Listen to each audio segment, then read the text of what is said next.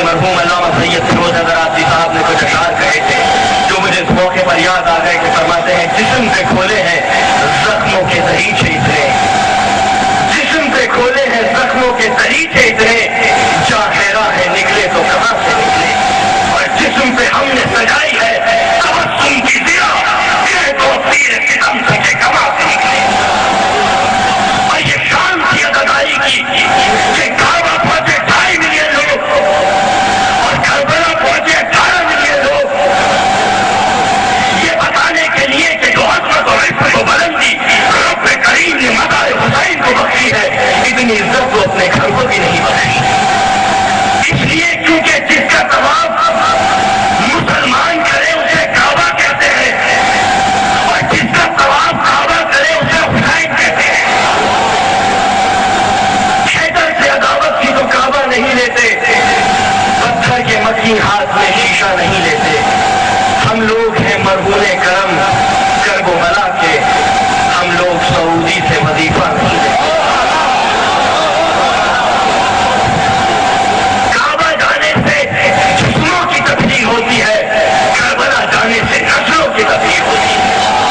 رسول اسلام نے معجزے کے طور پر 2 ہی چیزوں کو پیش کیا، یہ قانون ہے کہ لے لو، جب لفظوں میں لکھا جاتا ہے تو قرآن بنتا ہے، جب طے کرے بشریت میں ڈھلتا ہے تو معصوم بنتا ہے۔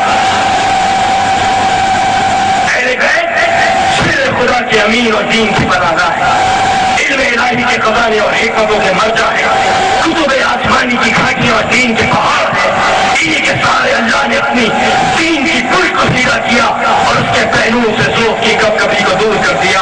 کسی بھی امتی کو آل محمد پر قیاس نہیں کیا جا سکتا، کیونکہ جن کے احسانات ان کے اوپر جاری وہ ساری رہے ہو وہ ان کی برابر کبھی نہیں ہو سکتے۔ ہر آگے جانے والے کو پلٹ کر انہی کی طرف آنا ہے اور ہر پیچھے رہ جانے والے کو آگے بڑھ کر ان سے جا ملنا ہے۔ حق ولایت کی خصوصیات انہی کے ساتھ ہے، انہی کے لیے پیغمبر کی وصیت اور انہی کے لیے پیغمبر کی میراث ہے۔ اور حسین جس کا ذکر کرنے کے لیے ہم لوگ یہاں پر جمع ہوئے، حسین جس کا چلنا مشیت ہے، جس کا بولنا شریعت ہے، جس کی ساتھ تلاوت ہے، جس کی نیند عبادت ہے، جس کی عقل قرآن ہے، جس کی فکر تفسیر ہے، جس کا نفس نور ہے، جس کا جسم نور گر ہے، جس کے دن کی گھڑیاں مقدس ہے، جس کی رات تطہیر ہے، اس حسین کا تعارف جب رسول اسلام نے کرایا تو یہ کہہ کے نہیں کرایا کہ یہ میرا نواسا ہے، میرا بیٹا ہے، بلکہ کہا حسین تو امام ہے، امام کا بیٹا ہے، امام کا بھائی ہے اور 9 اماموں کا باپ ہے۔ حسین تو ولی ہے، ولی کا بیٹا ہے، ولی کا بھائی ہے اور 9 ولیوں کا باپ ہے۔ حسین تو حجت ہے، حجت کا بیٹا ہے، حجت کا بھائی ہے اور 9 حجتوں کا باپ ہے۔ یہ وہ حسین ہے جس خاندان سے تعلق رکھتا ہے، اس خاندان نبوت سے یہ حسین تعلق رکھتا ہے کہ جس خاندان کے لیے امام حسن نے حاکم شام کے دربار میں فرمایا تھا کہ حاکم تو اپنے خاندان پہ فخر کرتا ہے تو سن میرا دعویٰ سن، میں اپنا شجرا اپنے باپ علی سے لے کے آدم تک اور اپنی ماں فاطمہ سے لے کے حوضہ تک دوبانگے دوہل تیرے دربار میں بیان کرتا ہوں۔ میں اپنا شجرا اپنے بابا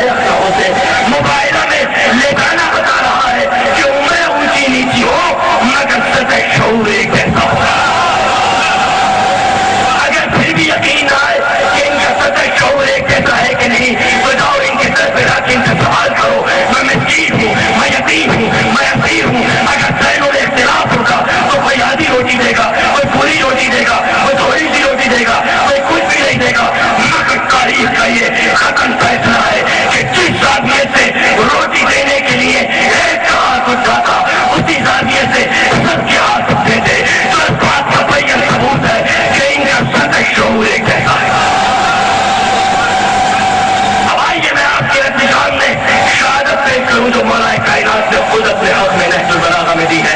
میرا مولا فرماتا ہے کہ جہاں غار حرا کی کنجی میں آگ بہار برس رہی تھی وہاں نبوت کے سینے پہ امامت اور ولایت کا ننھا سا سر رکھا ہوا تھا.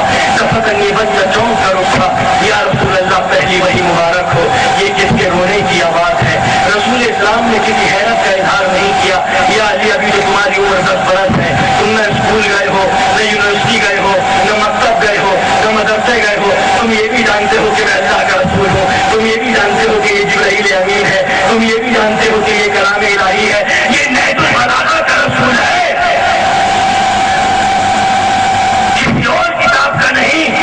رسول نے کسی حیرت کا اظہار نہیں کیا بلکہ استقلال کے ساتھ, تبسم کے ساتھ, خوشیوں کے ساتھ نبوت میں مسکرا کے ولایت کے چہرے کی طرف نگاہ ڈال کے کہا, علی تم وہی دیکھتے ہو جو میں دیکھتا ہوں, تم وہی سنتے ہو جو میں سنتا ہوں. تو فرق یہ ہے کہ تم میرے بعد نبی نہیں ہو بلکہ میرے جانشین برہم ہو. یہی سبب ہے, یہی وجہ ہے کہ دنیا قدم میں بیٹھی تو تھی مگر ان آوازوں کو سننے سے قاصر تھی جو اجسام قدسیہ کی آوازیں ہیں. فاطمہ بنت اسد کہتے ہیں, عمران ابو طالب تم نے کس بچے کو میری گود میں لا کے دے دیا, میں ہر وقت اجسام قدسیہ کی آوازیں سنتی ہوں, موضوع تسلیم کے چھلکنے کی آوازیں سنتی ہوں, وہ آوازیں سنتی ہوں جو جنت میں رہنے والوں کی آوازیں ہیں. اب سمجھ میں آیا کہ پورے گھرانے کا سطح شعور ایک کیسا تھا. یہی وجہ ہے کہ جب مولا کائنات کنویں میں اتر گئے جنات سے جنگ لڑنے کے لیے, بہت دیر ہو گئی, مولا کائنات واپس نہیں آ گئے. صحابہ کرام نے کنویں میں منہ ڈالا, علی آپ کہاں ہیں, علی آپ کہاں ہیں, علی آپ کہاں ہیں, کوئی آواز نہیں آئی. جبرائیل امین حاضر ہوئے, یا رسول اللہ پروردگار عالم فرماتا ہے کہ جنگ میں ڈوبا ہوا میرے نام کا مجاہد جب تک کسی کی آواز نہیں سنے گا جب تک اس کو کوئی اس کا ہم جنس نہ بتا دے. رسول اسلام نزدیک آئے, کنویں میں منہ ڈالا, اینا اینا انتا یا اخی, اے میرے بھائی تم کہاں ہو. ابھی آخی کے ایک ہی بات کش اور خون کنویں میں باقی تھی کہ آواز آئی, لبیک یا نبی, لبیک یا نبی, لبیک یا نبی. یہ تو اسی دن طے ہو گیا تھا نا کہ بشر کی نوعیت اور ہوتی ہے, حجت خدا کی نوعیت اور ہوتی ہے. بیٹی نہیں, نماز نہیں, نمازیں نہیں, رشتے دار نہیں, ہم ذہن رسول, ہم کردار رسول, ہم فکر رسول. دنیا غلط سمجھی, دنیا سمجھی کہ یہ بیٹی ہے جس کی رسول تعظیم کر رہے ہیں. اگر یہ رسول نے بیٹی کی تعظیم کی ہوتی تو یہ سنت ٹھہرتا کہ ہر باپ اپنی بیٹی کی تعظیم کے لیے کھڑا ہو جاتا. کوئی تعظیم کرتا یا نہ کرتا, صحابہ کرام اپنی اپنی بیٹیوں کی تعظیم کے لیے ضرور کھڑے ہو جاتے. کوئی تعظیم کے لیے کھڑا ہوتا یا نہ کھڑا ہوتا, اہل بیت نبوت اپنی اپنی بیٹیوں کی تعظیم کے لیے کھڑے ہو جاتے ہیں. مگر ہمیں تاریخ میں کہیں نہیں ملتا کہ کسی باپ نے اپنی بیٹی کی تعظیم کی ہو اور کوئی تعظیم کھڑا ہو گیا ہو. جو اس بات کا بیان ثبوت ہے کہ باپ نے بیٹی کی تعظیم نہیں کی, سید المرسلین نے سیدۃ النساء للعالمین کی تعظیم کی.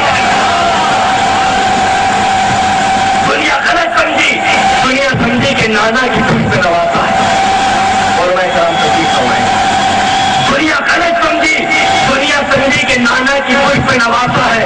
اگر یہ نانا کی پشت پہ, تاریخی جملہ کہنے جا رہا ہوں, پوری توجہ اور توانائی کے ساتھ سنیے گا, اگر یہ نانا کی پشت پہ کچھ نوازا ہوتا بس تو رسول گرا دیتے.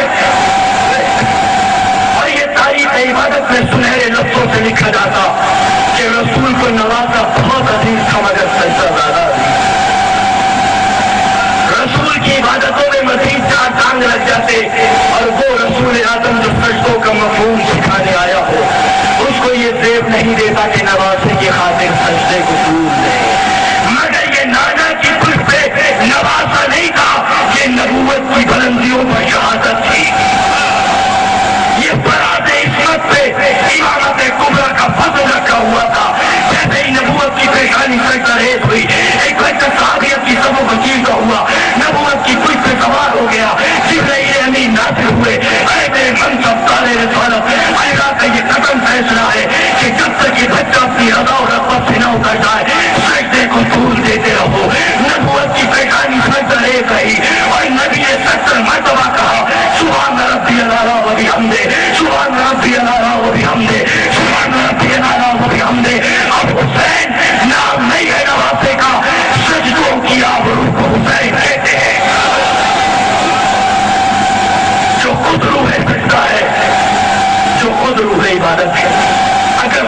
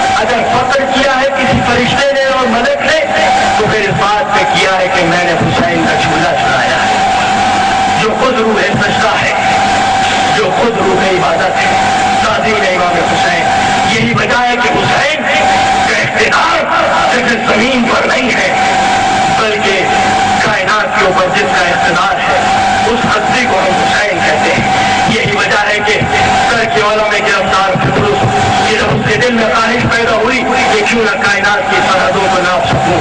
اور وہ جنبش تھی, اڑتا رہا اڑتا رہا اڑتا رہا. سینکڑوں برس گزر گئے, جب کائنات کی سرحدیں معلوم نہ ہو سکی تو آواز قدرت آئی, فطرت ہم اس جرم میں تیرے باروں پر سے چھینتے. فطرت اس سزا میں مبتلا ہو گیا اور سینکڑوں برس گزر گئے. فطرت نے ایک دن دیکھا کہ جبرائیل امین فرشتوں کی فوج کے ساتھ جا رہے ہیں. کہا جبرائیل کیا قیامت آ گئی؟ کہا قیامت تو نہیں آئی, قیامت کے دن کا فیصلہ کرنے والا آ گیا. رسول کا بیٹا آ گیا, رسول کا گھر میں وہ آئینہ آ گیا جن آئینوں میں تجلی الہی منعکس ہوا کرتی ہے. رسول اسلام کے گھر میں رسول کا قرآن آ گیا. وہ قرآن آ گیا جس میں سورہ کوثر کے بارے میں ہے. وہ قرآن آ گیا کہ جو رسول اسلام کا دل ہے. حسین آ گیا کہ حسین آ گیا. اگر حسین کی زیارت یہاں نہ ہو سکی تو زمین پر ہی ہو جائے. مجھے بھی لے چلو. میں کون جبرائیل, تو رکا کیوں, ٹھہرا کیوں, تھما کیوں, اس طرف سے گزرا کیوں؟ کیا کوئی الہی منشا تو نہیں تھا کہ فرشتے کی سزا کو معاف کرانا ہو؟ نبوت کے گھر پہ یہ فرشتوں کا ہجوم آ گیا. جبرائیل امین بات سلام و درود کے فرماتے ہیں, یا رسول اللہ, جب بادشاہوں کے وارث آتے ہیں تو قیدیوں کو آزاد کر دیا جاتا ہے. آپ کا بھی وارث آ گیا, یہ قیدی ہے, اس کو بھی معاف کر دیجیے. رسول اسلام مسکرا کے کہتے ہیں, حسین سے نہیں, حسین کے جھولے سے اس کو مست کرا دو. اگر رسول اسلام یہ کہتے کہ حسین سے مست کرا دو تو پھر انسان یہی سمجھتا کہ حسین کی طاقت بس اتنی ہے کہ ایک فرشتے کے بالوں پر کو دوبارہ دے سکتا ہے. مگر رسول اسلام نے بتا دیا کہ حسین کی بلندی کا تم پہنچ نہیں سکتے. حسین سے جو چیز مس ہو جائے وہ اس قابل ہو جاتی ہے کہ فرشتے کے لیے شفا گر بن جاتی ہے. تو جس حسین سے لکڑی مس ہو جائے وہ شفا گر بن جائے, اور جس خاک شفا میں حسین کا لہو آ جائے وہ خاک شفا نہ بنے. حیات لمحہ و لمحہ کرم حسین کا ہے. حیات لمحہ و لمحہ کرم حسین کا ہے. عمل پہ ناز نہیں ہے, کرم حسین کا ہے. عطا تو کر دیے فکر اس کو بالوں پر اترے, ابھی زمین پہ پہلا قدم حسین کا ہے. اور نشان سجدہ نہ ٹکرا, نشان ماتم سے نماز پڑھتا ہے, یہ بھی کرم حسین کا ہے. وہ حسین اعظم, وہ حسین اعظم کے جس کا ذکر صرف قرآن مجید کریں گے, جو صرف ایک قوم کے لیے نہیں, ایک ملک کے لیے نہیں, ایک زمانے کے لیے نہیں ہے, بلکہ نہرو صاحب نے بھی یہی فرمایا تھا کہ حسین ہر ملک کے لیے, ہر زمانے کے لیے, ہر قوم کے لیے. ہم جس ہندوستان کی سرزمین پر زندگی بسر کر رہے ہیں اسی ہندوستان کے گجرات کے صوبے کا رہنے والا جس کو دنیا نے مہاتما گاندھی کا نام دیا ہے. مہاتما گاندھی سے تمام دنیا متاثر نظر آتی ہے. 19ویں صدی سے لے کے 20ویں صدی تک افریقہ کے نیلسن منڈیلا سے لے کے مارٹن لوتھر کنگ جونیئر تک, اور مارٹن لوتھر کنگ جونیئر سے لے کے بارک اوباما تک, جب ان لوگوں سے یہ پوچھا جاتا ہے کہ تم کس سے متاثر ہو, تو تمام لوگوں کی زبان پر یہی جملہ ہوتا ہے کہ ہم مہاتما گاندھی سے متاثر ہیں, ہم مہاتما گاندھی سے متاثر ہیں, ہم مہاتما گاندھی سے متاثر ہیں.